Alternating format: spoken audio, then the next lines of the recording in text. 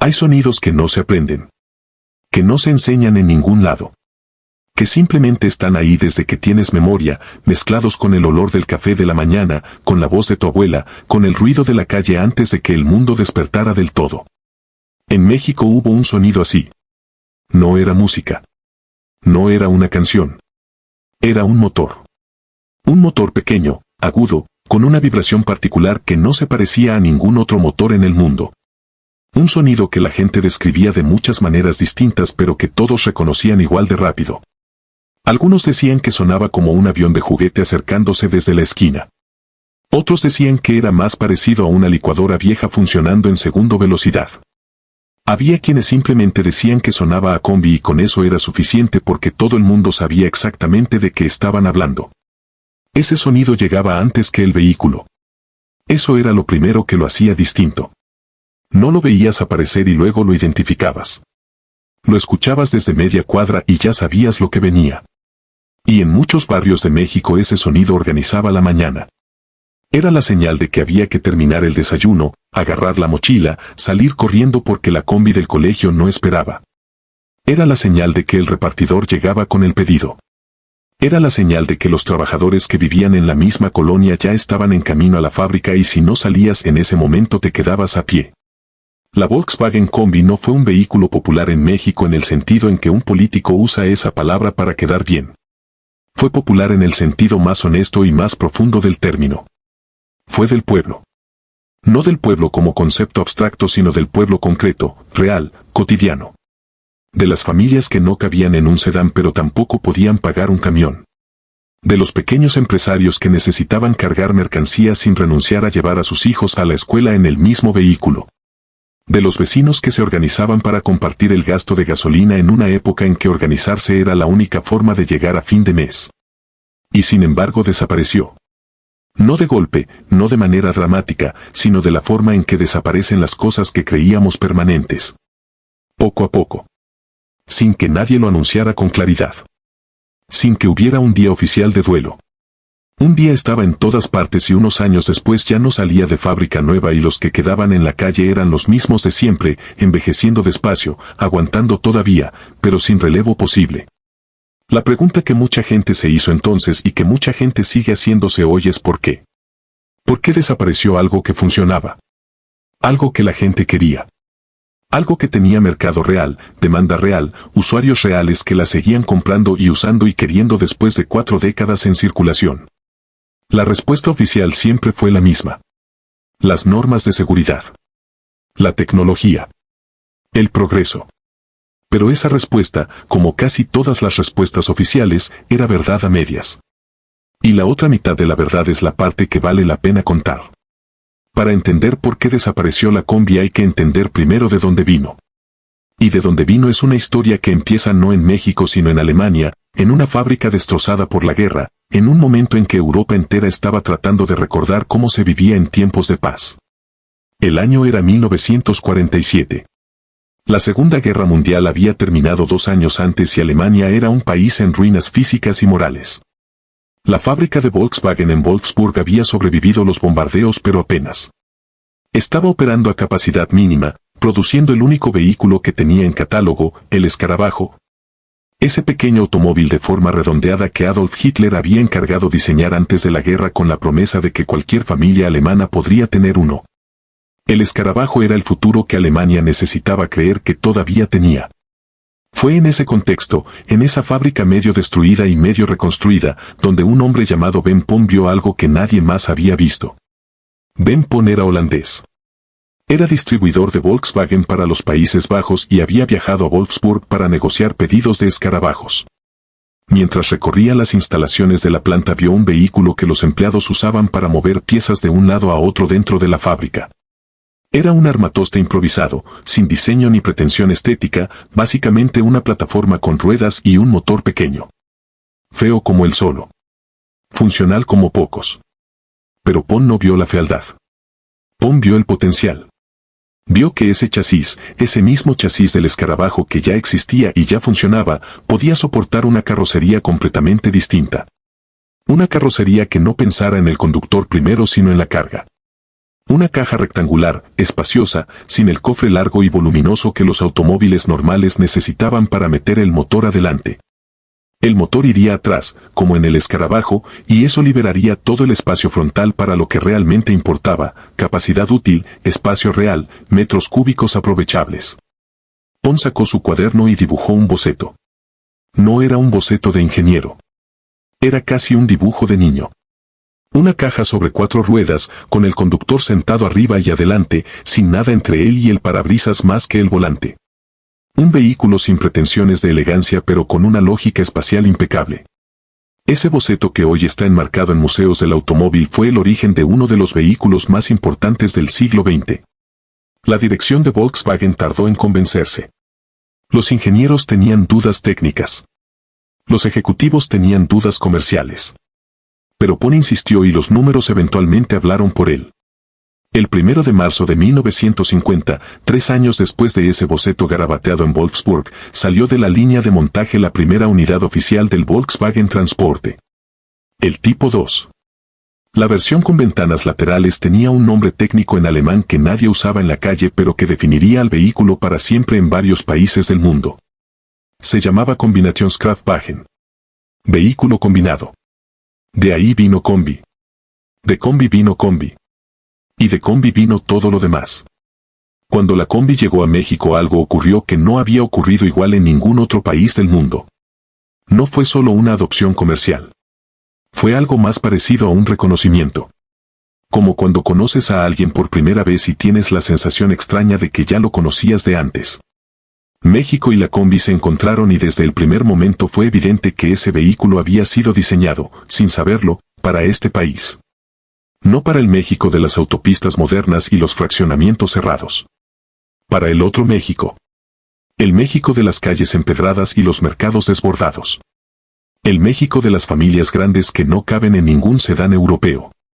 El México de los pequeños negocios que empiezan con lo que hay y crecen con lo que se puede. El México donde un mismo vehículo tiene que ser 3 cosas distintas el mismo día: llevar a los niños por la mañana, repartir mercancía al mediodía y recoger a la familia por la noche. La planta de Volkswagen en Puebla comenzó a fabricar la combi para el mercado mexicano y ese detalle importa más de lo que parece. No era un vehículo que llegaba importado desde Europa, atravesando el Atlántico en un barco carguero, con precio de importación y tiempos de espera y refacciones que tardaban semanas en conseguirse. Era un vehículo fabricado aquí. Con trabajadores mexicanos. En una ciudad mexicana. Para gentes que conocían bien las calles donde ese vehículo iba a circular. Esa cercanía se notaba en los detalles. Las refacciones eran accesibles porque los mecánicos de barrio conocían ese motor de memoria. No necesitabas llevar la combi a un taller especializado con equipo de diagnóstico computarizado. Necesitabas al señor de la esquina que llevaba 20 años metiendo mano a ese mismo motor y que podía decirte qué sonido era normal y qué sonido significaba problema antes de abrir el cofre trasero. Para las familias mexicanas la combi resolvió un problema que ningún otro vehículo de precio accesible resolvía con la misma eficiencia. El problema del espacio. En México la familia no termina en los padres y los hijos. La familia incluye a los abuelos, a los tíos, a los primos que vinieron de visita y se quedaron 3 semanas, al compadre que necesita que lo lleven al aeropuerto. La combi cabía con todos. El asiento trasero se quitaba cuando necesitabas cargar algo grande y se ponía de vuelta cuando necesitabas llevar a alguien. Era modular antes de que esa palabra se pusiera de moda en los catálogos automotrices. Y para los pequeños empresarios fue algo todavía más concreto. Fue el primer escalón. Fue el vehículo con el que se empezaba. Heladeros que arrancaron con una combi pintada de blanco y un letrero hecho a mano. Panaderos que cargaban charolas de pan dulce en la madrugada para llegar a los mercados antes de que amaneciera.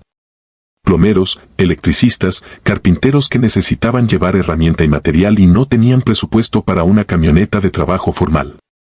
La combi fue el capital inicial de miles de negocios mexicanos que hoy son empresas establecidas pero que empezaron con ese vehículo y ese motor de avioncito. Hay una historia dentro de la historia de la combi en México que merece contarse por separado porque sin ella no se entiende del todo lo que este vehículo significó para el país. Es la historia de lo que ocurrió en la Ciudad de México en 1995. Y para contarla bien hay que empezar un poco antes. Durante décadas la Ciudad de México tuvo un sistema de transporte público gestionado por el Estado. Autobuses urbanos que recorrían rutas fijas con tarifas reguladas. No era perfecto, ningún sistema de transporte de una ciudad que crecía tan rápido podía hacerlo, pero existía una estructura. Había una empresa paraestatal llamada Ruta 100 que operaba miles de unidades y que daba trabajo a decenas de miles de personas. Era ineficiente en muchos sentidos, pero era un sistema. En 1995 ese sistema colapsó. Ruta 100 entró en quiebra. Las razones fueron múltiples y debatidas hasta hoy. Mala administración, corrupción, deudas impagables, conflictos sindicales que se salieron de control. El resultado fue uno solo y fue inmediato. De un día para otro millones de capitalinos se quedaron sin transporte público organizado. La ciudad más grande del continente americano entró en un caos de movilidad que sus habitantes todavía recuerdan con una mezcla de incredulidad y humor negro. El gobierno necesitaba solucionar el problema de inmediato porque una ciudad sin transporte no funciona. Las personas no llegan al trabajo. Los mercados no reciben mercancía. Los hospitales no reciben personal. Todo se detiene. Y la solución que se encontró fue la única que en ese momento era posible ejecutar con la velocidad que la crisis exigía. Se otorgaron concesiones masivas a operadores privados. A cualquiera que tuviera un vehículo y quisiera operarlo en una ruta. Esos operadores no tenían capital para comprar autobuses. Los autobuses eran caros, requerían financiamiento, trámites, tiempos de entrega. Lo que sí podían comprar, o lo que ya tenían, era lo que había disponible en el mercado inmediato. Combis. Microbuses. Vagonetas. Cualquier vehículo que cupiera entre 10 y 15 personas y pudiera seguir una ruta más o menos definida. La combi se convirtió así en la columna vertebral del transporte público informal de la Ciudad de México. No por diseño. No porque alguien lo hubiera planeado. Sino porque estaba disponible, porque era barata, porque cualquier mecánico podía mantenerla funcionando y porque en ese momento de emergencia era la única respuesta posible. Las combis llenaron el vacío que Ruta 100 había dejado y lo llenaron de manera caótica, desordenada, imperfecta, pero efectiva. Y entonces ocurrió algo que nadie anticipó. La gente empezó a llamar combi a cualquier transporte público de ese tamaño. No importaba si era un Nissan, un Dodge, un Ford, una vagoneta de cualquier marca. Si era una van de pasajeros circulando en una ruta urbana, era una combi. El nombre del vehículo de Volkswagen se convirtió en el nombre genérico de toda una categoría de transporte. Como cuando alguien dice que va a sacar una fotocopia aunque la máquina sea de Ricoh. Como cuando alguien pide un Kleenex aunque la marca sea otra. La combi entró al lenguaje y ya no salió. Para entender por qué la combi desapareció hay que entender qué tenía adentro. No en el sentido emocional sino en el sentido literal. ¿Qué motor la movía? ¿Cómo estaba construida? ¿Qué decisiones de ingeniería la definían desde el principio y cómo esas mismas decisiones que en 1950 eran virtudes se convirtieron décadas después en sentencias de muerte? El motor original de la combi era el mismo que el del escarabajo. Un boxer de 4 cilindros, refrigerado por aire, derivado de diseños de los años 40. Pequeño, simple, rugoso. No era un motor sofisticado ni potente. Era un motor diseñado para una época en que los automóviles no necesitaban ser rápidos ni silenciosos sino funcionales y baratos de mantener. Y en ese objetivo específico era extraordinario. No se recalentaba porque el aire lo enfriaba directamente. No necesitaba radiador ni sistema de refrigeración líquida que pudiera fallar o requerir mantenimiento especializado. Si algo se rompía, las piezas eran simples, accesibles y económicas. Cualquier mecánico de barrio podía trabajar ese motor. Eso en México no era un dato menor. Era una ventaja competitiva real en un país donde los talleres autorizados con equipo de diagnóstico computarizado eran lujo de ciudad grande y los mecánicos de confianza estaban en la esquina de cada colonia. La sencillez mecánica de la combi era parte de su propuesta de valor tanto como su capacidad de carga. Pero el tiempo avanza y las exigencias cambian. En 1987 Volkswagen hizo la primera actualización importante al motor. Sustituyó el boxer original de 1600 centímetros cúbicos refrigerado por aire por un motor de 1800 centímetros cúbicos refrigerado por agua con 84 caballos de fuerza. Era más moderno, más eficiente, más limpio en términos de emisiones. Pero también era el primer signo de que el motor original ya no podía seguir cumpliendo con lo que el mundo le exigía. En 1993 llegó la segunda actualización. Para cumplir con las normas medioambientales que México comenzaba a implementar con mayor seriedad, la combi incorporó inyección electrónica de combustible y catalizador. Ya no era el motor de los años 40. Era una máquina actualizada, más limpia, más controlada. Pero seguía siendo un motor montado en una carrocería que no había cambiado en lo fundamental desde 1950. Y ahí estaba el problema real. El problema que ninguna actualización de motor podía resolver. El problema que no era el motor sino la geometría. La combi estaba construida con el motor en la parte trasera y el conductor sentado directamente sobre el eje delantero, casi en la punta del vehículo. Eso significaba que entre el conductor y cualquier obstáculo que apareciera de frente no había nada. Ningún cofre. Ninguna zona de absorción de impacto. Ningún metal que se deformara progresivamente para proteger al ocupante. El conductor era la primera línea de contacto con el mundo. En 1950 eso no era un problema regulatorio porque los estándares de seguridad pasiva simplemente no existían. Los automóviles de esa época mataban a sus ocupantes con notable frecuencia y nadie lo consideraba falla del fabricante sino fatalidad del conductor. Pero el mundo fue cambiando. Los accidentes se estudiaron. La física del impacto se entendió mejor. Y los gobiernos empezaron a exigir que los vehículos protegieran a sus ocupantes no solo cuando todo salía bien sino especialmente cuando algo salía mal. El mundo de la seguridad automotriz no cambió de golpe. Cambió de la manera en que cambian las cosas que terminan siendo inevitables. Primero despacio, con estudios y reportes que nadie leía fuera de los círculos especializados. Luego con accidentes que se volvieron noticias. Luego con familias que demandaron a fabricantes y ganaron. Y finalmente con gobiernos que convirtieron en ley lo que antes era solo recomendación. En los años 60 Ralph Nader publicó en Estados Unidos un libro que cambió la industria automotriz para siempre. Se llamaba Ansaf Atani Speed y documentaba con detalle técnico y claridad periodística cómo los automóviles de la época estaban diseñados sin ninguna consideración real por la seguridad de sus ocupantes. Los fabricantes lo negaron, lo atacaron, intentaron desprestigiar a Nader de maneras que hoy parecen increíbles, pero el daño ya estaba hecho. El debate se instaló en la opinión pública y los legisladores no pudieron ignorarlo. Estados Unidos comenzó a exigir estándares de seguridad que los fabricantes tuvieron que cumplir si querían vender en el mercado más grande del mundo. Europa siguió poco después con sus propias regulaciones. Los airbags pasaron de ser curiosidad tecnológica a requisito obligatorio. Las zonas de deformación controlada, esas secciones de la carrocería diseñadas específicamente para aplastarse de manera ordenada en un impacto y absorber energía antes de que llegue a los ocupantes, se convirtieron en elemento esencial de cualquier vehículo moderno.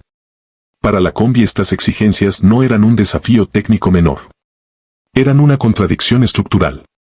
La zona de deformación frontal requiere espacio físico entre el conductor y el punto de impacto. Requiere un cofre, aunque sea pequeño, que tenga metal y vacío suficiente para comprimirse de manera controlada. La combi no tenía ese espacio porque su diseño completo estaba basado en eliminar ese espacio, en poner al conductor lo más adelante posible para maximizar el área de carga trasera. Modificar eso no era cuestión de agregar una pieza o actualizar un componente. Modificar eso significaba repensar el vehículo desde su concepto más básico. Mover el motor adelante. Rediseñar la transmisión. Crear un cofre frontal que pudiera deformarse de manera controlada. Recalcular el centro de gravedad, la distribución de peso, el comportamiento dinámico del vehículo completo. Era, en términos prácticos, diseñar un vehículo nuevo usando el nombre del anterior. Y entonces apareció lo que podría llamarse el primer villano de esta historia. No era una persona con nombre y apellido. Era una geometría. La misma geometría que había hecho a la combi tan útil, tan espaciosa, tan eficiente en el aprovechamiento del espacio disponible. Esa geometría era también la razón por la que no podía cumplir con los estándares de seguridad que el mundo moderno exigía sin dejar de ser lo que era. La virtud y la condena eran la misma cosa. El diseño que la hacía extraordinaria era el diseño que la condenaba a desaparecer. En México, Volkswagen tomó la decisión en 1995. La producción en la planta de Puebla terminó ese año después de 253.926 unidades fabricadas a lo largo de 25 años. Casi 250.000 de combis mexicanas. Cada una con su historia. Cada una con sus kilómetros. Cada una con los nombres y las caras de las personas que la usaron grabados de alguna manera en la tapicería desgastada y en el volante pulido por miles de manos. Cuando México cerró la línea de producción en 1995, muchos creyeron que eso era el final.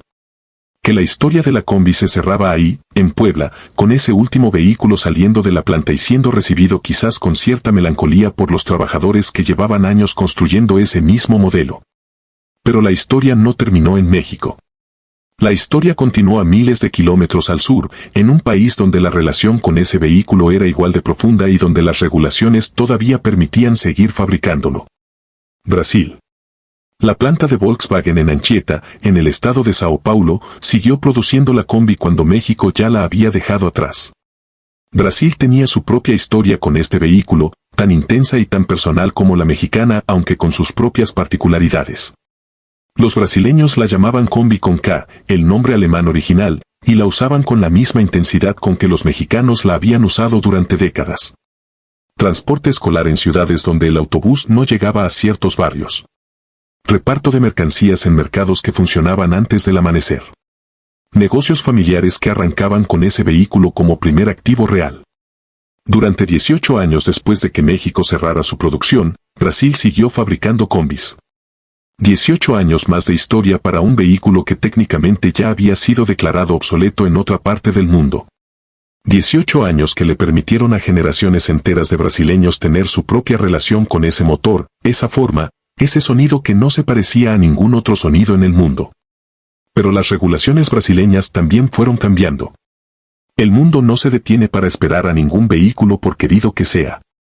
En 2013 Brasil implementó nuevas normas de seguridad que exigían que todos los vehículos nuevos comercializados en el país incorporaran bolsas de aire como equipamiento estándar. No como opción. No como accesorio disponible en versiones de lujo. Como requisito obligatorio para cualquier vehículo que quisiera circular como nuevo en las carreteras brasileñas. Y la combi, con su diseño de más de 60 años, con su conductor sentado en la punta del vehículo sin nada entre él y el impacto. Simplemente no podía incorporar airbags de manera funcional sin una reestructuración total de su arquitectura. La geometría del problema era la misma que en México 18 años antes. Las regulaciones cambian. La física no. El 20 de diciembre de 2013, la última combi salió de la línea de montaje en Anchieta. Ese día cerró el único lugar del planeta donde todavía se fabricaba este vehículo. No con ceremonia discreta ni comunicado corporativo frío. Volkswagen lo anunció con cierta solemnidad porque entendía, o al menos quería parecer que entendía, lo que ese momento significaba para millones de personas en Brasil, en México, en todo el mundo donde ese vehículo había dejado una huella que no se borra con un comunicado de prensa. 63 años. Desde 1950 hasta 2013. Esa fue la vida productiva de la combi en el mundo. 63 años durante los cuales el vehículo fue cambiando en los detalles pero permaneciendo igual en lo esencial. El mismo concepto. La misma lógica espacial. La misma promesa de espacio útil y funcionalidad honesta que Ben Pon había garabateado en ese cuaderno en Wolfsburg en 1947. Para la despedida Volkswagen hizo lo que las grandes marcas hacen cuando quieren convertir un final en un evento de marketing. Fabricó una edición especial. La llamó Combi Última Edición. 100 unidades en todo el mundo. Pintada en colores que recordaban las versiones más icónicas del vehículo a lo largo de su historia. Con detalles que señalaban hacia el pasado porque el futuro ya no tenía lugar para este vehículo en los catálogos de la marca. De esas 100 unidades, 50 llegaron a México. Solo 50 unidades para un país que había fabricado casi 250.000 de ellas. Para un país donde la palabra combi había entrado al idioma como término genérico. Para un país donde ese vehículo había organizado la mañana de millones de personas durante décadas. 50 unidades. Y las 50 estaban vendidas antes de que tocaran tierra en el puerto de Veracruz. Eso dice algo. No sobre el vehículo sino sobre lo que el vehículo representaba. No eran 50 compradores adquiriendo transporte. Eran 50 personas comprando un pedazo de algo que se iba. Comprando memoria. Comprando la posibilidad de tener en su garaje un objeto que conectaba con una parte de su historia personal o familiar que de otra manera no tenía forma física de expresarse. El precio no era el punto. El punto era la oportunidad de decir yo tuve una y de que esa frase tuviera un objeto real al que referirse. El fenómeno de las ediciones de despedida en la industria automotriz tiene una lógica particular que vale la pena analizar porque revela algo sobre cómo funciona la relación entre las marcas y sus consumidores. Cuando un fabricante lanza una edición especial de un modelo que va a descontinuar, está haciendo varias cosas al mismo tiempo. Está creando escasez artificial para generar demanda en el momento del cierre. Está capturando el valor emocional acumulado durante décadas en un producto concreto y vendible. Está convirtiendo la nostalgia en transacción comercial. No hay nada necesariamente malo en eso. Los compradores de esas 50 combis sabían lo que estaban haciendo y lo hacían con plena conciencia. Pero la edición de despedida también es un reconocimiento implícito de algo que la corporación preferiría no decir en voz alta. Es el reconocimiento de que lo que se va era real, que tenía valor, que dejará un vacío. Y ese reconocimiento hace inevitable la pregunta siguiente. Si tenía tanto valor, si generaba tanta demanda, si la gente lo quería tanto que compraba las últimas unidades antes de que llegaran al puerto, ¿por qué no se invirtió en modernizarlo cuando todavía era posible? Esa pregunta no tiene una respuesta simple. Tiene varias respuestas que se superponen y que juntas forman el retrato de cómo toman decisiones las corporaciones globales cuando un producto popular no encaja en su estrategia de futuro. Y entender esas respuestas es entender no solo por qué desapareció la combi, sino por qué desaparecen muchas cosas que la gente quiere y que sin embargo no sobreviven el escrutinio de una hoja de cálculo en una sala de juntas en Wolfsburg. Volkswagen en los años 90 era una empresa en transformación. No la misma empresa modesta de posguerra que había sobrevivido fabricando un solo modelo para el mercado europeo. Era un grupo corporativo global con múltiples marcas, múltiples mercados y una estrategia de expansión que miraba hacia segmentos de mayor rentabilidad y mayor prestigio. El Golf era el corazón del catálogo. El Jetta llegaba al mercado latinoamericano con fuerza creciente. El Passat apuntaba hacia compradores que querían algo más cercano al lujo sin pagar precio de lujo. Volkswagen estaba construyendo una identidad de marca que se alejaba del automóvil del pueblo y se acercaba al automóvil para quien había progresado. Para quien quería mostrar que ya no necesitaba lo más básico sino que podía aspirar a algo mejor. En ese contexto la combi era un problema de imagen además de un problema técnico. Era un vehículo de trabajo. Honesto, funcional, popular en el sentido más literal. Pero los márgenes de ganancia en vehículos de trabajo son estrechos porque la competencia en ese segmento es brutal y los compradores priorizan precio y durabilidad sobre cualquier otro factor. No hay mucho espacio para cobrar por diseño, por tecnología de punta, por sistemas de infoentretenimiento o por asistentes de conducción. El comprador de una combi quería que aguantara y que fuera barata de mantener. Eso no construye la imagen de marca que Volkswagen estaba intentando proyectar. Y entonces la decisión de no invertir en modernizar la combi para cumplir con los nuevos estándares de seguridad no fue únicamente una decisión técnica. Fue también una decisión estratégica.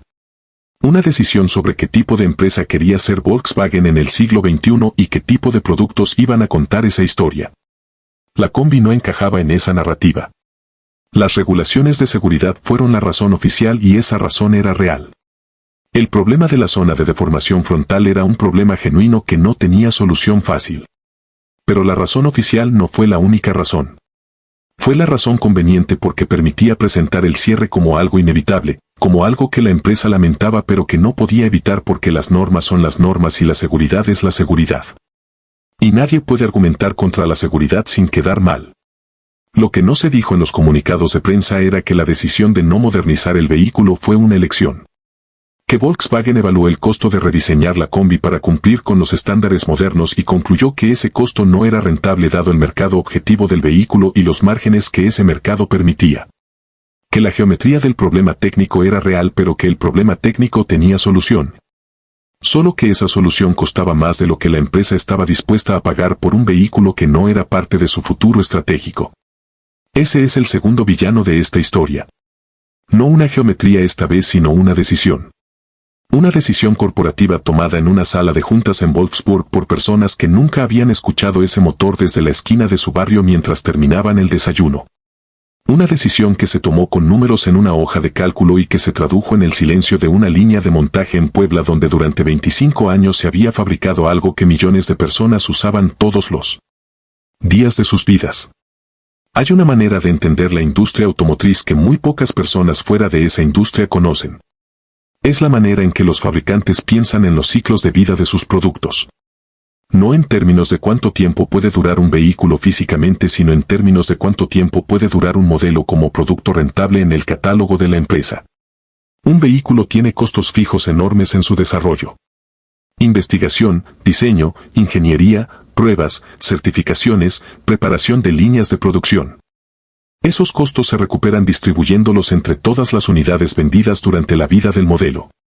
Mientras más unidades se vendan y mientras más tiempo se venda el modelo sin necesidad de una inversión mayor en rediseño, mejor es el retorno sobre esa inversión inicial. La Combi había amortizado su inversión de desarrollo varias veces. Era un modelo viejo que no requería gasto en ingeniería nueva porque simplemente no cambiaba. Lo que sí requería era inversión para cumplir con nuevas regulaciones. Y cuando esa inversión llegó, cuando los estándares de seguridad exigieron cambios estructurales que no podían hacerse de manera incremental sino que requerían un rediseño fundamental, la ecuación cambió completamente. El costo del rediseño necesario para que la Combi cumpliera con los estándares modernos de seguridad era básicamente el costo de desarrollar un vehículo nuevo. Había que rediseñar la carrocería, reubicar el motor, crear zonas de deformación, incorporar la estructura necesaria para airbags, recertificar todo el vehículo bajo las nuevas normas. Eso no es una actualización, eso es un vehículo nuevo con el nombre del anterior. Y un vehículo nuevo que compitiera en el segmento de las vans de pasajeros y de carga en los años 90 entraba a un mercado completamente distinto al que había encontrado la Combi original en los años 50. En los 90 ese segmento estaba lleno.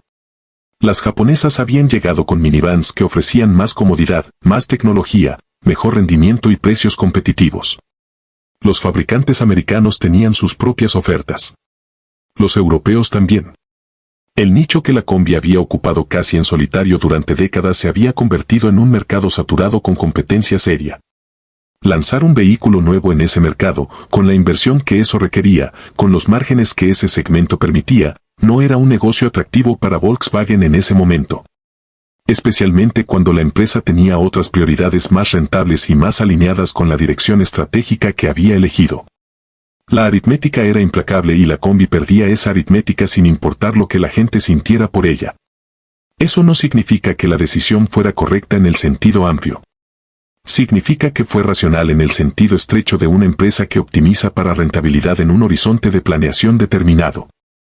Las decisiones corporativas casi siempre son racionales en ese sentido estrecho. Y casi siempre dejan fuera de la ecuación cosas que no aparecen en los estados financieros. Cosas como lo que significa para una ciudad, para un barrio, para una familia, perder el vehículo que organizaba su vida cotidiana. La Combi desapareció de las líneas de producción pero no desapareció de las calles.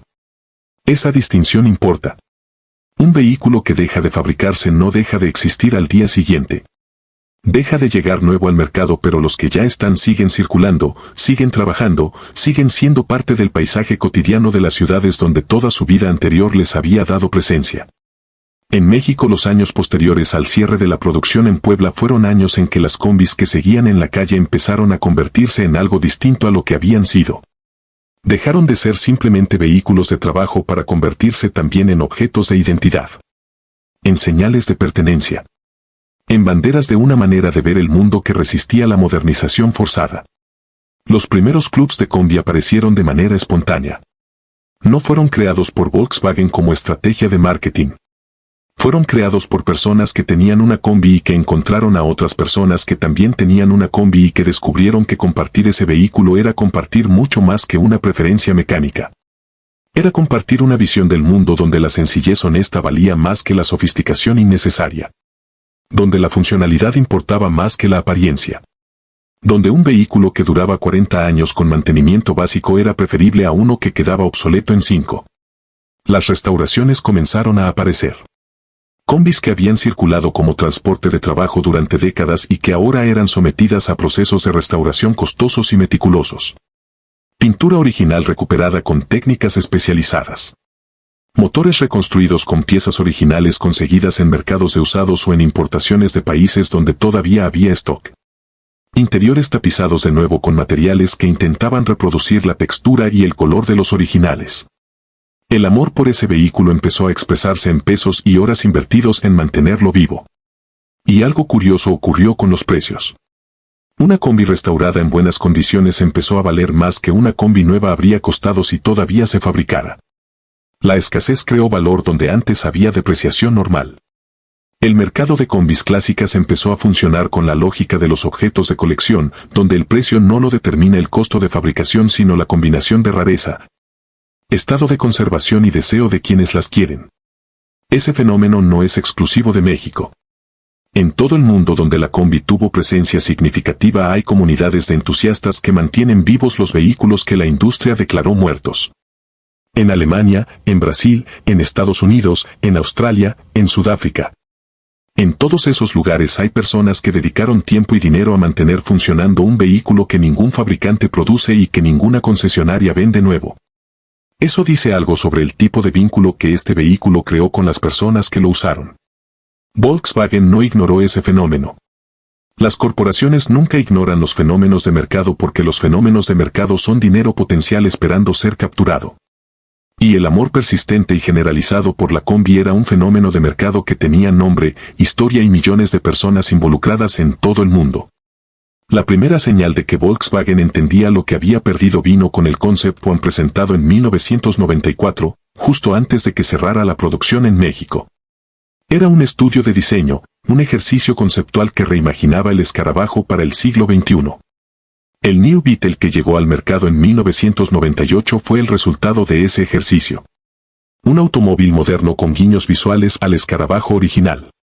No era el escarabajo. Era el recuerdo del escarabajo transformado en producto contemporáneo. El éxito del New Beetle demostró algo que los ejecutivos de Volkswagen no podían ignorar. Que la nostalgia bien administrada es un activo de marca extraordinariamente poderoso.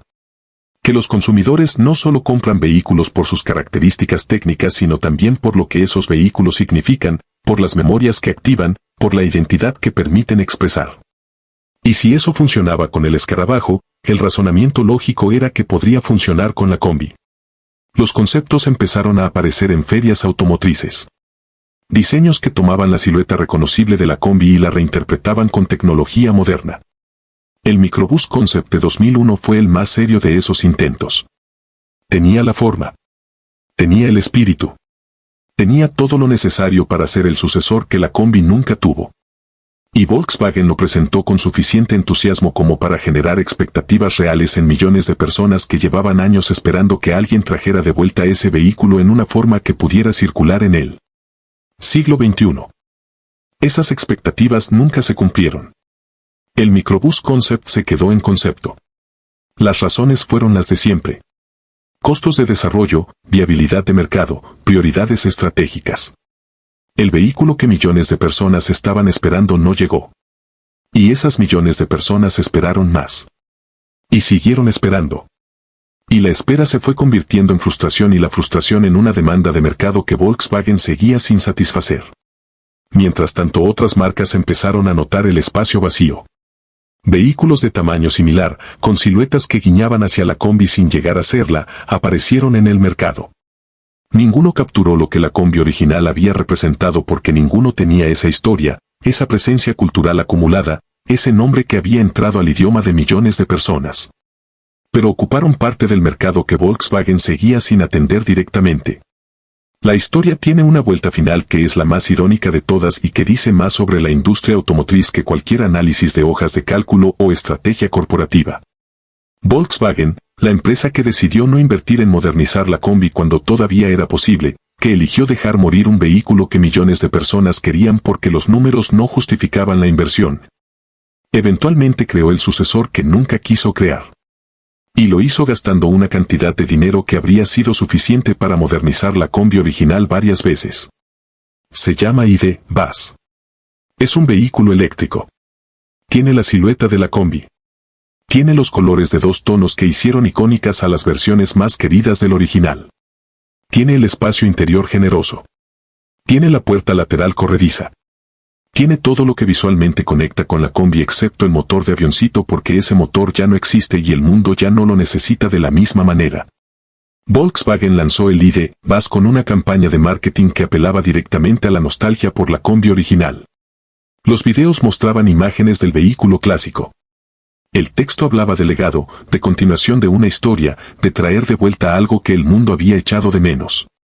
Era una celebración del amor que la gente había tenido por la combi durante décadas. Pero hay algo en esa celebración que resulta difícil de no notar si conoces la historia completa.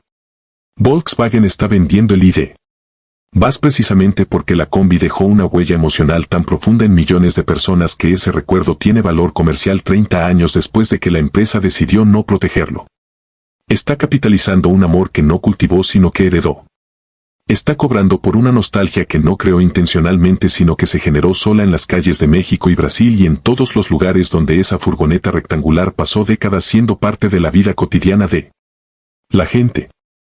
El mercado le cobró a Volkswagen lo que le quitó a sus clientes. No de manera dramática ni con ninguna justicia poética explícita. De la manera tranquila y lenta en que el mercado siempre cobra. Creando una demanda que la empresa no podía ignorar indefinidamente. Obligando a una inversión que décadas antes habría sido más barata y más oportuna. Demostrando que el valor que Volkswagen no quiso ver en 1995 seguía ahí, esperando, sin desaparecer porque una línea de montaje se cerrara. El ID. Buzz es caro. Es un vehículo premium con precio de vehículo premium. No es la combi del mecánico de barrio que conocía el motor de memoria. No es la combi del negocio familiar que necesitaba un vehículo que durara 20 años con mantenimiento básico. Es otra cosa. Es lo que Volkswagen cree que debería ser el sucesor de la combi en el siglo XXI. Y puede que tenga razón. Pero también puede que haya algo que se perdió en la traducción y que nunca vuelva a estar disponible en ningún catálogo de ninguna marca. Hay una pregunta que vale la pena hacerse antes de llegar al final de esta historia. No es una pregunta técnica ni económica. Es una pregunta más difícil. ¿Qué se pierde exactamente cuando desaparece un vehículo como la combi? ¿Qué es lo que se va que no puede reemplazarse con otro modelo más moderno y más seguro? La respuesta más honesta es que lo que se pierde no es el vehículo sino la red de relaciones que ese vehículo sostenía. Las redes son invisibles. No aparecen en los inventarios ni en los estados financieros.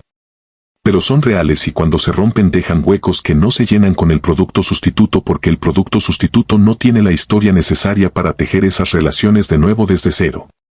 El mecánico que conocía ese motor de memoria no era solo un proveedor de servicios. Era un nodo en una red de confianza construida a lo largo de años. El dueño de la combi sabía que podía llevar el vehículo a ese taller específico y recibir un diagnóstico honesto a un precio razonable porque la relación era antigua y la confianza era mutua. Esa relación incluía al motor de la combi como elemento estructural. Cuando el motor desapareció, la relación se fue transformando. El vendedor de refacciones del mercado de autos usados que tenía todas las piezas en stock tampoco era solo un comerciante. Era parte de un ecosistema económico construido alrededor de un vehículo específico. Sus conocimientos, su inventario, sus contactos con otros vendedores y con proveedores de piezas originales o equivalentes, todo eso tenía como eje a ese vehículo.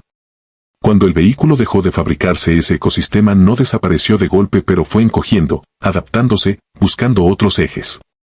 Los trabajadores de la planta de Puebla que fabricaron combis durante 25 años desarrollaron una maestría específica.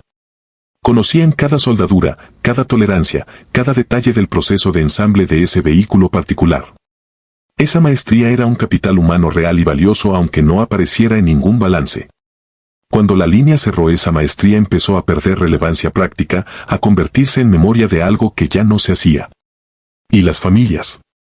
Los negocios. Los millones de personas que organizaban parte de su vida cotidiana alrededor de ese vehículo. Todos ellos tuvieron que buscar alternativas y todos ellos encontraron alternativas porque la vida sigue y las personas se adaptan. Pero las alternativas no eran lo mismo. No tenían la misma historia. No producían el mismo sonido desde la esquina. No generaban el mismo reconocimiento instantáneo que organizaba la mañana sin necesidad de mirar el reloj. Lo que se pierde cuando desaparece un vehículo como la combi no es posible medirlo en unidades ni en pesos. Es algo que solo se nota en su ausencia. En el momento en que escuchas otro motor acercarse desde la esquina y tu cerebro busca el reconocimiento que ya no va a encontrar porque ese sonido específico ya no existe en el mundo de los vehículos nuevos. Ese momento de búsqueda fallida es la medida real de lo que se fue. La combi sigue circulando en las calles de México. No de fábrica, porque eso terminó hace 30 años. Pero los que quedan siguen ahí. Los ves en carreteras y en colonias y en mercados y en las manos de quienes decidieron no dejarlos ir. Algunos están impecables, restaurados con una dedicación que va más allá de cualquier razonamiento económico racional. Otros están trabajados y gastados, con pintura que ya no es la original y con motores que han sido reconstruidos más veces de las que nadie lleva la cuenta, pero funcionando todavía, cumpliendo todavía, aguantando todavía. Esa persistencia dice algo sobre la diferencia entre lo que la industria decide que tiene valor y lo que las personas deciden que tiene valor. La industria decide con hojas de cálculo y proyecciones de mercado y análisis de rentabilidad a 5 años. Las personas deciden con algo que no tiene nombre preciso pero que incluye memoria, identidad, lealtad y la sensación de que ciertas cosas merecen continuar existiendo aunque nadie esté ganando dinero fabricándolas. La historia de la combi es también la historia de un tipo de vínculo entre las personas y los objetos que la producción en masa hace posible y que la producción en masa también destruye cuando el objeto deja de encajar en los planes de quien lo produce. Ese vínculo no desaparece cuando la fábrica cierra. Sobrevive en los clubes de entusiastas y en las restauraciones costosas y en el mercado de coleccionistas y en la palabra misma que entró al idioma y que ninguna decisión corporativa puede sacar de él. Volkswagen creó la combi como una herramienta. Ben Pon la imaginó como solución práctica a un problema concreto de transporte. Nadie en Wolfsburg en 1950 estaba pensando en legados culturales ni en identidades colectivas ni en palabras que entraran al idioma de países que todavía no eran mercado para su vehículo. Estaban pensando en un producto que resolviera un problema y que se vendiera suficiente para justificar su producción. Pero los objetos a veces exceden la intención de quienes los crean. A veces entran en la vida de las personas de una manera que nadie diseñó y que nadie podría haber anticipado completamente. A veces un vehículo de trabajo se convierte en el sonido de la infancia de millones de personas. En el primer vehículo del negocio familiar que hoy es una empresa. En la palabra que todo México usa para describir una categoría entera de transporte aunque el vehículo original ya no se fabrique. Y cuando eso ocurre, cuando un objeto alcanza ese nivel de presencia en la vida cotidiana de millones de personas, su desaparición nunca es solo técnica ni solo económica. Es también cultural. Es la pérdida de algo que organizaba parte de la realidad compartida de una comunidad. Un punto de referencia que desaparece del mapa colectivo y que deja un hueco que no se llena con otro modelo del catálogo. Ese sonido de motor de avioncito sigue vivo en la memoria de quien lo escuchó crecer. En los viajes de carretera que ya no pueden repetirse exactamente igual. En los negocios que empezaron con ese vehículo blanco y un letrero pintado a mano. En las mañanas donde ese sonido desde la esquina significaba que había que terminar el desayuno y salir corriendo. Volkswagen cerró la línea de montaje. El sonido sigue. Y eso, al final, es lo único que importa.